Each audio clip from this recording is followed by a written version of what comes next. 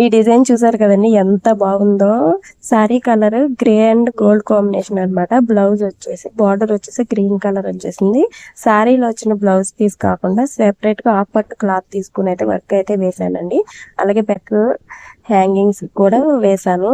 Front back complete అయిపోయింది కదా. Hand కి వచ్చేసి హ్యాండ్ కి కింద బార్డర్ వేసి శారీలో వచ్చిన బార్డర్ అనేది యాడ్ చేశాను అనమాట.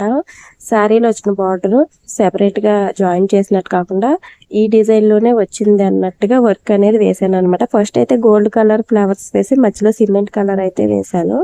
అలా కాకుండా శారీ కలర్ ఎక్కువగా హైలైట్ చేద్దామని ఫ్లవర్స్ సిమెంట్ కలర్ వేసి మళ్ళీ గోల్డ్ కలర్ అయితే వేసాను అనమాట. బ్లౌజ్ స్టిచ్చింగ్ అయిన తర్వాత ఫైనల్ లుక్ అయితే ఇలా ఉంది. చూసారు కదా ఎంత బాగుందో.